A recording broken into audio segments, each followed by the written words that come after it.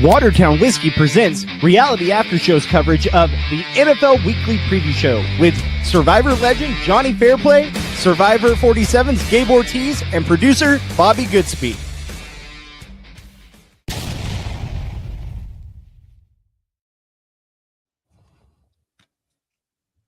Championship weekend edition of the Reality After Shows NFL Preview Show. My name's Gabe Ortis, producer extraordinaire. Got the right intro down multiple weeks in a row. That's called a winning streak, folks. That's something none of our teams in this chat know about. And, of course, Survivor Legend Jonny Fairplay. We only got 4 teams left in here. Now, before we get into some of the lines and where we think the money should be going, I want to ask you, Jonny, of the 4 teams that are left, Patriots, Broncos on one side, Seahawks, Rams on the other side, what is the best storyline Super Bowl for you? Forget the numbers, forget who you're betting on. Well, what's the best TV Super Bowl between these 4 teams? Patriots. Interesting. It's fun. They're young. So yeah, I think the Bears probably would have been the best story because they're so young and it's been so long. And you didn't have Mike Singletary on the sidelines doing cocaine and push-ups during the season. Yeah. So that was good. I think Patriots, the potential revival of the dynasty is probably what a lot of people are looking at. I feel like all the networks line up their storylines for each potential outcome before the games are actually played, especially this late into the season. That's the storyline they have on the whiteboard for the Patriots is, are we all about to have to do this again? Whether that's a good thing or a bad thing, that's up for you to decide. Bobby, when you're looking at the sport, or Jonny, hold on, real quick. It's a good thing in the short term. I think it's fun right now. If we get 6 of these, then I hate it just as much as I hated it last time. I couldn't agree more. I'm hoping they lose. I think Jared Stidham finding a way to beat the Patriots would be fantastic. So I'm curious, Bobby, same question to you. What's your storyline here if you're the TV producer for the NFL and you're writing the script?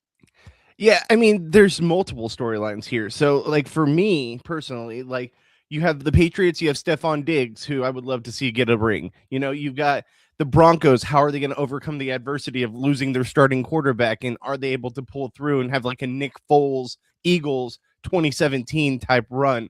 And then you have on the other side, you got Sam Darnold, who it would be such a great thing for him to hold over the Vikings forever, to be like, look, you let me go and I immediately win a Super Bowl. And then on the other side, you got the Rams, who, in my opinion, that's the one storyline I want to play out. I want to see win because I want to see Devontae Adams win a ring. And, I don't think he's completely done, but he's towards the end of his career. I would love to see this great career be capped off with the Super Bowl ring. I also think Rams is kind of the flyover year championship, right? Like if the Rams win, no team that's not the Rams cares. Everyone's like, all right, who cares, So I would be very happy with the Rams win for that reason. Looking at the lines for this week, the first game on Sunday is going to be the New England Patriots heading to Mile High Stadium, as Bobby just alluded to, taking on Jared Stidham, the backup. Fun fact for you. Jared Stidham is the only backup in the league this year to have never taken a snap this season. He's the only one. Every single backup quarterback in the league has taken a snap except for him. At least the second year. So Gabe, I think something might be happening with your mic, by the way. Can you hear me or no? Yeah, it was we just can now, but it's like going in and out. Like it's like there's a cat laying on it and then getting up and then laying on it again. I might have covered it up with my hand. I don't know. I'm just not going to touch the computer now. It's a little early for Gabe. This is his hangover is still 30 minutes in, and we have a 30-minute podcast. I was gonna text to push back a little bit for the Tylenol to kick in, but unfortunately, I have a service to deal with you guys. New England Patriots 4.5-point favorites away from home at Mile High Stadium. Bobby, how are we feeling about this one? Yeah, I mean, I feel like the Patriots go in there and take care of business, as much as like people are excited to see what Jared Stidham can bring to the table. And a lot of Broncos fans that I've talked to have been very high on him as backup and that he played well during the preseason. But it's just this is a different beast. Like, he's going into the AFC Championship game to take his team to the Super Bowl. And here's the other thing too. I know going to Mile High is like a tough place to play. They didn't seem like this vaunted defense last week when the Bills were putting up 30 points against them. Like, I know that they're a good defense, but I think the firepower that the Patriots have, even on the road, with Drake May throwing to all his targets, I just think the Patriots get it done. And whatever case is going to be, one of these, second-year quarterbacks, even though one's not playing, is going to get to the Super Bowl.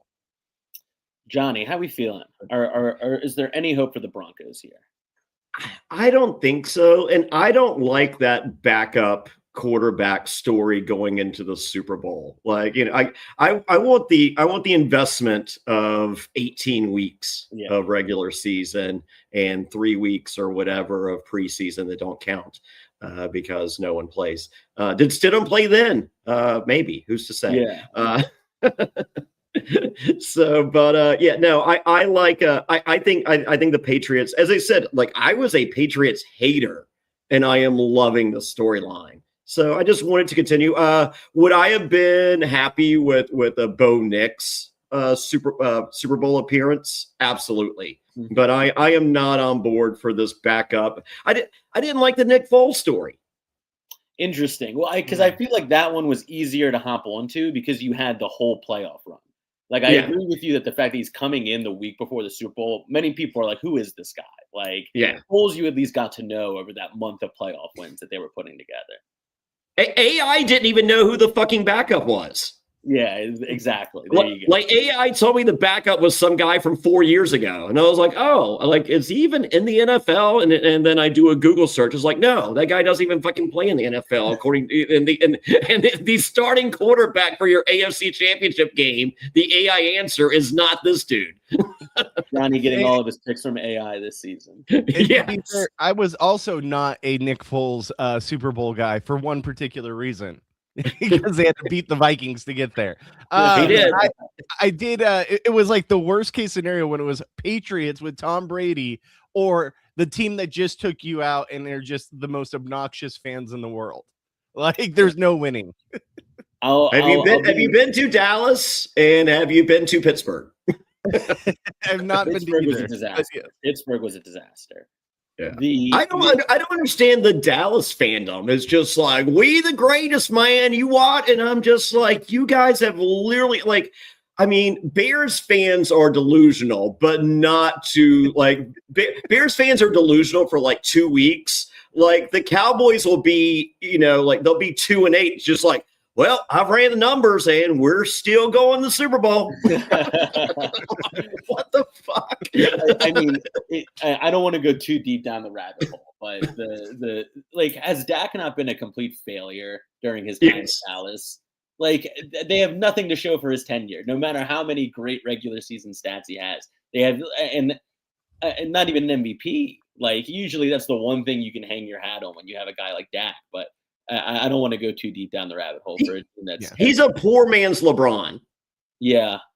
No, yeah, I could see that. I don't even see a LeBron. LeBron's like, well, I'm being kind. I'm being very kind. Timu LeBron, and I'm being kind. Like, we're talking about arguably the greatest NBA player in the entire world. Arguably the greatest NBA player is Michael Jordan. Had the rings to back it up. Dak's not even top 10 of his generation.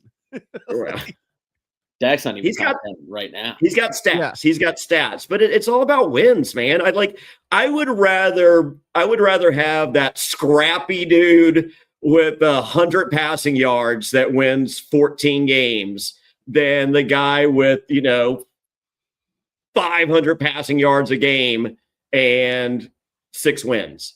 Back into the championship weekend discussion here. I think the Broncos have a legitimate chance of making this a very close game. I think that we saw the Texans put Drake May in a blender for pretty much the entire game. And it was only by the efforts of CJ Stroud somehow having more turnovers than the Patriots offense that they managed to walk out of that stadium with a win. I think that they are going to give Drake May fits for this entire game. I think if Jared Stidham can avoid turning the ball over, someone's going to be driving at the end of the game to win. if Jared Stidham cannot give the ball over to the Patriots throughout this game, because Drake May is going to turn the ball over. He's going to do it multiple times. I think he's going up against a tougher defense to play against for what his offensive line and his receivers do well than it was against the Texans. I think that they're going to hit him. I think they're going to make him uncomfortable. And I think he's going to turn the ball over. Now, you're going up against a guy who hasn't played a snap all season. So the smart man would assume that he's also going to turn the ball over. But I'm a betting man, and I'm trying to take the juice here. And the juice is with the Broncos, especially being at home, especially being in a tough place to play. I think I'm going to put, at least on the spread, Denver going in to this game tomorrow. And truth be told about the Patriots, they Stroud played one of the worst games he played all season, but it was that environment, it was that weather, and it was those fans. Yeah. And none of those things are in Denver. Yeah. I mean, I'm looking at this game as one that it could be the big WTF game of the playoffs this year. Because I mean, how many big upsets have we had? We haven't really had one this. I mean, every team that was favored, with a couple of exceptions that were close, I'm pretty sure won. Looking at the night games. Well, no, real quick, go, just finishing this story. Yeah. Let's say Denver goes, and I think on paper that's a possibility. Yeah. And let's just say, for argument's sake, because we're about to go into the night game, let's say Seattle goes. Seattle destroys, it is 60-3, or no, sorry, 60-3. I think it's bad. I think it's really bad. Bobby, Rams heading to Seattle. -2.5 point spread in favor of Seattle. Does Matt Stafford and Sean McVay get it done once again? The veterans in this playoff field left. Well, seeing as in the regular season, they split the games 1-1 against them, but really they got hosed in that second game when it was at Seattle. And I think that the Rams overall are a deeper team. I think they are a stronger team. Now, defensively, Seattle's playing top notch right now. Who's playing better defensive ball right now than Seattle? They are at home. I just feel like that the biggest storyline for me is the Rams defense against Sam Darnold, and how do they pressure him and make him make mistakes. Also, the fact that Seahawks just lost Charbonnet for the year with a torn ACL, probably going to miss most of next year as well. I think that 1-2 punch of Kenneth Walker and Charbonnet is what really was deadly for them when Sam Darnold was struggling. And now it's going to be, can they get the run going with just one of those two-headed monsters? I think that if Sam Darnold struggles early, I think it could be a long night for the Seahawks offense to get stuff done against that Rams defense. And I think the other storyline the other way is, can the Seahawks defense hold off Devontae Adams, Puka Nacua for as long as possible to keep Sam Darnold in the race? Is Matt Stafford your MVP, regardless of the outcome of this game? I still think it should be Drake May. I personally think it should be Drake May. I understand the argument for both. The problem I have is most of the touchdowns Stafford has or what, on the 1 yard line, 2 yard line. And that's why the inflated touchdown numbers. And when you have Devontae Adams and Puka Nacua, which you go the other way, you have Drake May, who, yes, he has Stephon Diggs, but outside Stephon Diggs, it's kind of like a, maybe you could say Hunter Henry, but it's kind of a rodeo show of who's going to show up that week. And to be a second-year quarterback leading his team to the AFC Championship, potentially the Super Bowl, and putting up those kind of godly numbers, I think you give it to the kid. Wow. Very interesting. Johnny, how do you feel about this late game? A West Coast battle, NFC West battle, 2.5 points in favor of the Seahawks. Is Phillip Rivers available for running back? Because I feel like he's kind of like one of them fat boy running backs. Yeah. So, and for the record, back in the day, Phillip Rivers could scramble. So, I mean, he's either going to be the coach of the Buffalo Bills, or he's going to be the Super Bowl MVP third down running back for the for the Seahawks. So, I think this defense just eats all day long. I mean, I think it's literally the best defense I've ever seen. Last week's game was a showcase of the greatest defensive onslaught I think I've ever seen in a game. I mean, that's kind of what I was saying before we came on when Bobby asked me about how I feel about Jesse Minter getting hired in Baltimore. And I just feel like this entire playoff run has been defined by defenses going out and winning games. Defenses being the sword and not the shield, right? Like getting turnovers, scoring points, special teams scoring points, and giving your quarterback, 3 or 4 extra possessions in a game. I mean, regardless of what you think of Sam Darnold, if he's getting 4 extra possessions in a game, that's a game that he should be winning, especially with the talent that he has around him. And I think that's how you saw Houston win so many games. I think it's how you're seeing Denver win so many games. And even the Patriots defense has been great all season. They're just going up against, 2, 3 of the top 5 of the year. So I think if that trend is going to continue, then this is a game that the Seahawks should be winning. Now, having said that, I think the quarterback battle, which always proves to be very important in these high leverage games, no contest, so clearly leaps and bounds above for the Rams having Matthew Stafford over Sam Darnold, even though he's playing well. Honestly, in this one. I think I go with Stafford and the Rams. But Gabe, for someone that had Sam Darnold in their fantasy football, winning 14 games or whatever they did, winning game after game after game after game, this motherfucker is putting up 6 fantasy football points. My defense and my kicker were giving me more points than my quarterback. I mean, come on now. That's what I'm talking about. And if it comes down to crunch time, who Matthew Stafford and Bobby alluded to the point that he scored a lot of his touchdowns this year from short yardage situations, and you have Devontae Adams, who's maybe the best receiver in the league in those places. But I feel like Stafford has been scoring so many late touchdowns this year too. There have been multiple times where this Rams team has said, we need you to go score maybe twice within the last 5 minutes of the game. And he kept getting it done down the stretch in December, in early January. So I'm looking at Stafford and I'm like, if this game is close, I think I have to go with the guy who keeps doing it over and over again versus Darnold, where he hasn't been in a lot of those situations this year with a couple of exceptions because his defense keeps these teams to 20 points or under. So if you can score 3 touchdowns, it's usually game over. I think if I was betting on the Super Bowl outcome, I think I would go Patriots Rams. But I think a lot of the value lies in Rams Broncos. That's my desired Super Bowl matchup. That's who I want to see play. Did you guys see the Oz the Mentalist thing that was posted online this week? No. Where in the preseason he went to the training camp of the Rams, and he had Devontae Adams write down, what do you think the Super Bowl will be? Who are the 2 teams, and what's the final score? And Devontae Adams wrote it on his hand, and he was like, okay, I'm gonna think about it. He's like, you're thinking Broncos, aren't you? He's like, you're thinking Rams Broncos. You're thinking final score 23-14. And then he turned his hand over. It was 24-13, and it was Rams Broncos. And the way he was able to get that is because Stafford threw the ball to whoever he thought would get would be like catching touchdowns in the Super Bowl or something like that. He threw it to Kyron Williams and then Kobe Durant. Wow. And he's like, what's your guys' numbers again? And Kyron Williams is 23 and Kobe Durant is 14. And he's like, all right, so there's your Super Bowl matchup. And that was in the preseason. And that could possibly play out here. So we have the bet then, is what you're saying. 23. We have the generational moneymaker. Yeah. Wow. Oh my God. You guys make fun of me and you're betting with psychics. Come on now. You heard him. He threw the ball to Kyron Williams. This is the greatest NFL prediction podcast of all time because we're literally going with fucking psychics. We should add a new segment for next season that I'm going to propose. That at the end of every show, we call one of those free psychic hotlines.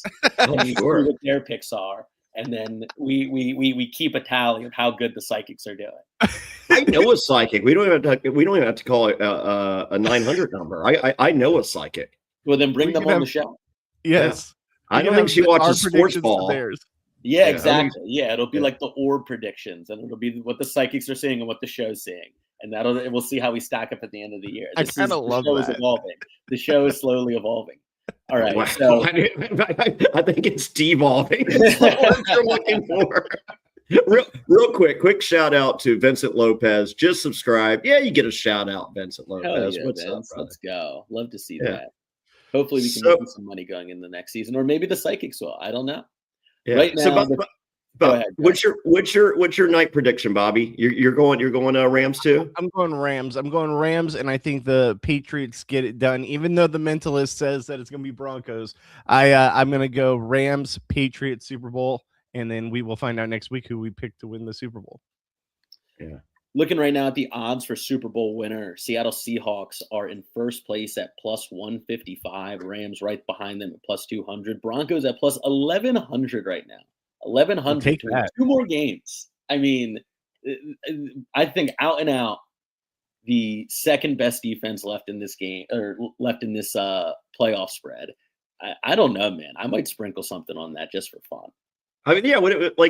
If you have an extra $100 laying around, that's not crazy. Why not, right? I mean, just like two games for Sean Payton to go win a Super Bowl. I don't mind betting on that. Also, to be clear, when we're bringing up psychic predictions, this is entertainment purposes only. Until next year when we invite them on the show, then it will be for official purposes. I think they would not appreciate being labeled as entertainment purposes only. I think I know at the bottom of the screen on the 900 numbers it said that, but I don't think they like that being said in all caps. We'll put it in low caps then. Who is your psychic that you know, Johnny? Her name's Sky. She's a tarot card reader in Greensboro. Okay. Does she know football? No, I don't think she knows sports. Yeah. Yeah, I think it's much better. They just feel it. They just feel it in the Yeah, obviously. Wow. All right, this is going to be fun. We have it lined up for next season, but until then, we have to wrap up this season. The Super Bowl, but 2 weeks away. Unbelievable. I want to ask this before we go as well. Bobby, as a Vikings fan, is it particularly painful to watch Sam Darnold do well right now? I was waiting for this to get brought up. It is painful to obviously see the quarterback that could have been there, but I think what gives me a little bit of like feel better about myself, I guess I'm trying to think of the word. Nice verbiage. Yeah, I couldn't think of the word for a second. Okay, you got me off guard with this one. Now, I think the thing that helps me out is the fact that he's not putting up like these godly numbers, and it's the defense getting it done. Like if it was him having an MVP season, leading his team to the Super Bowl, yes, that would hurt a lot. But it's not him necessarily is the one that's getting him there. It's kind of he's doing just enough to help get his team there, while the other part of the team is the one getting them to the Super Bowl. I'll say this. I think the all-time fun across the league fun storyline for the offseason is Joe Burrow going to the Vikings. God. Oh, I hope it happens. I've been reading so much. I think that's the most fun thing that the league could do by far. Like I've been reading so much stuff on it. Like there's so much stuff coming out this week and about like, so apparently some guy, this beat reporter said he was talking to his guy that works in the office and that they're planning to offer JJ McCarthy, Jonathan Grenard, 2 first-round picks, and I think like a 3rd-round pick for Joe Burrow. I think done. I don't think anybody thinks twice about that if you're in Minnesota. Give him the card now. Like I'm fine with it. Like give us Joe Burrow for that. 1,000% I'm good. I think that at the end of the day, I don't think the Bengals, especially of all organizations, the Bengals just like to burn money and also have zero care in the world of like getting rid of their stars by any means possible. I don't think it's going to happen. Yeah. But my God, will it be fun this offseason, hoping and praying that it does. I mean, are you buying the jersey? I'll buy the jersey the day it happens if we get Joe He's Burrow. Also 9 too, isn't he? Yeah, he's also 9. You can just tape over your McCarthy and just I don't even have McCarthy. I told myself you're not buying McCarthy until you wait and see how he plays because I'm not one of those people that's just going to burn money for no reason. But I will buy a Burrow one instantly. Gabe, are you aware that Brock Lesnar tried out for the Minnesota Vikings and he played in preseason games? Yeah, he played preseason. He was offered a job on the practice squad just because he just didn't know. He hadn't played football. He was a national wrestling champion collegiately, but he hadn't played football since high school. Yeah. And so they're just like, this guy's just learning what some of these words mean. Yeah. They're like, but this, they offered him a job on the practice squad. And he's just like, nah, like I ain't doing practice. Like, if you want to give me I'm smart. I'll figure this shit out, but I'm not doing that. Do you know his number when he was on the Minnesota Vikings field? I do. What was 69. 69. Wow. I think Of course it was. I mean, I have a Brock Lesnar card from him in training camp somewhere put away. But yeah, that's how I knew that it was 69 because I had his card. And of course he did that on the preseason game, I think, too. Yeah. No, they were just like, they're like, if we didn't have to teach this guy they're just like, this guy possesses everything you could ever ask of a player. He just didn't know football. Yeah, unbelievable. Johnny, before we get out of here, I want you to give you the opportunity. You got some events coming up. I do. I only have one listed right now, but should we do a peek behind the curtain? What's coming? Let's do a peek behind the curtain. I don't mind cheating into the NFL show. Yeah, let's go. So tickets went on sale last night for Baltimore. That is April 8th. Oh, yeah. It is myself, Mount Rushmore, Gabe Ortis, according to Reddit. Survivor Mount Rushmore, Gabe Ortis. That's what they said. There was an update after the previous post. Go look at the full thread. Yeah. And Richard Hatch, the winner of Survivor Borneo. And we have Ty Lowry from Destination X joining us. We're going to be at Jimmy's Famous Seafood, the coolest place on the planet. Jimmy is excited. It's a big deal. It is April 8th, Baltimore, Jimmy's Famous Seafood. Go to survivortix.com. That is survivortix.com. Gabe, let me tell you something. You're not going to believe this. What? We've already sold 20 tickets in 12 hours. Oh, my God. Yes. You know what that means? It means they're selling out, folks. So you better go get your hands. More than half were VIP. Really? Yes, sir. I'm shocked. Oh, my God. Is that insane? Dude, this is what I was telling Bryson Wendell. Like, there's a community here, dude. They will come out for it. And it was all Gabe's family and friends. I'm looking at the names. They would show up. It's Priscilla Ortiz, Joe Ortiz, Maria Ortiz. He's just rattling off all the Hispanic names he can think of. Jesse Ortiz. So that's pretty exciting. And then next week I'll be dropping April 15th. I'm doing Chicago. April 22nd, Charlotte, and just locked in. We're signing contracts on Monday. April 29th, Cincinnati, and I got Richard Hatch for all four. Wow. I'm checking Gabe's schedule. He is on the Mount Rushmore of Survivor to see if he can join us for any others. But how insane is that? SurvivorTix.com, SurvivorTix.com. This is going to be huge. It's going to be. Going on tour. Yeah, that's going to be amazing. Hopefully, I'll be able to make it out to one of those events. What are you guys going to be drinking when you guys are at these events? I mean, there's only one thing I'm going to be drinking.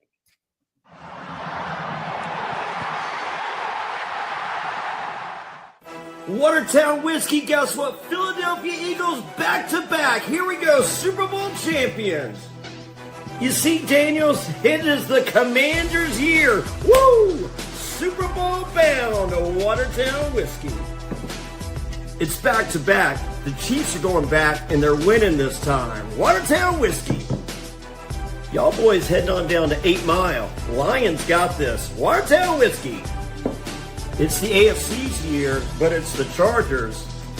There's only one thing I got to say. Watertown whiskey. Jets. Jets. Shut on. Hartford Whalers. We're going to the Super Bowl. They're close to Watertown, right? There's one thing we can all agree on. Watertown whiskey. Escape the ordinary. WatertownWhiskey.com. Drink responsibly.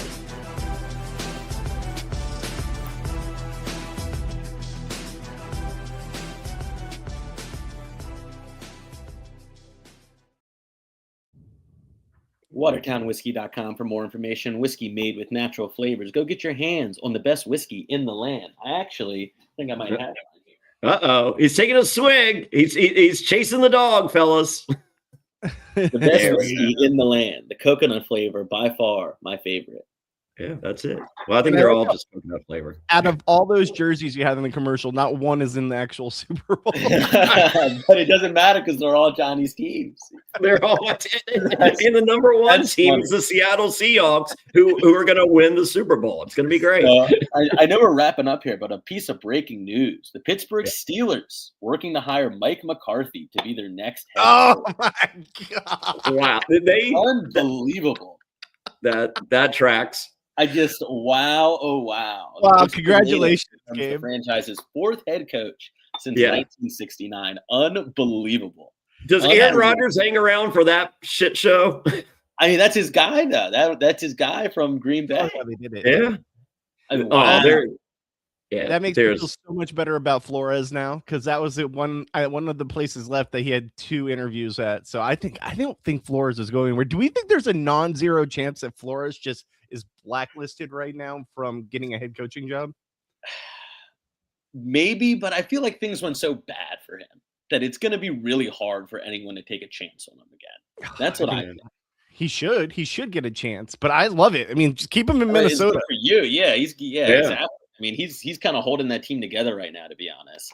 Why are they so committed to being mediocre, the Steelers? That's insane. All these young guys getting hired, you hire Mike McCarthy. Yeah. Is that an upgrade over Tomlin? No, that's what I'm saying. It's a lateral move. It's a lateral move. Like honestly, like if Tomlin could be the substitute coach when he's got the flu and they're just running the same plays. Yeah. I'm shocked. I'm genuinely shocked. I thought they would change, and they didn't. Bobby, for the last time this season, we got 2 tickets on sale. Oh yeah, Bobby forgot. Hold on, he did forget. Producer extraordinaire, Bobby Goodsby. Producing on the fly. I was like, are we doing it because there's 2 games left? So it's like, yes, got to be one or the other. We got a 50-50 chance. All right, hold on a second. I actually think it's going to be closer. I feel like the easy guess is the West Coast game at night. Yeah, get your predictions in.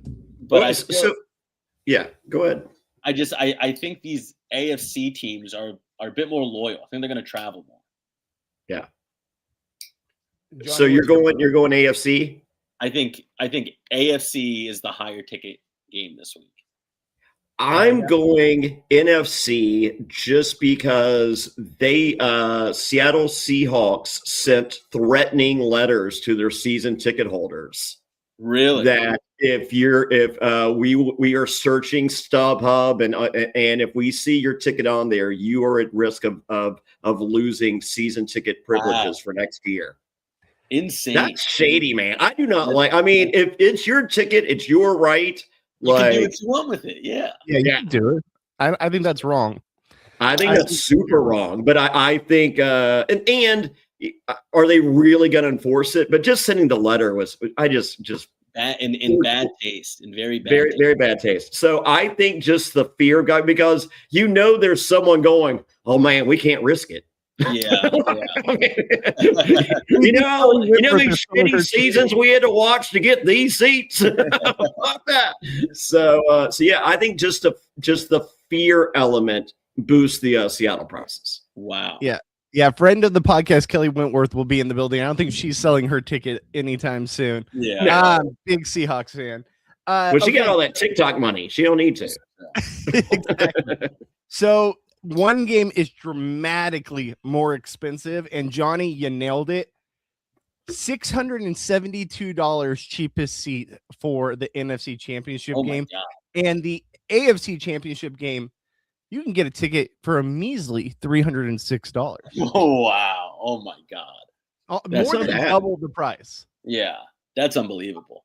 I'd spend, if I was in the Denver adjacent area, I'd drop $300 to be in the building. That's reasonable. $700 to go watch the Seahawks play the Rams in a shit seat. Yeah. I think that's people scared of like losing their tickets. They're like, well, if I'm going to lose my tickets, I'm going to get a good amount of money out of it. Yeah. Also true. Yeah. That if I'm going to put it out there, I might as well make like $1,000 or whatever.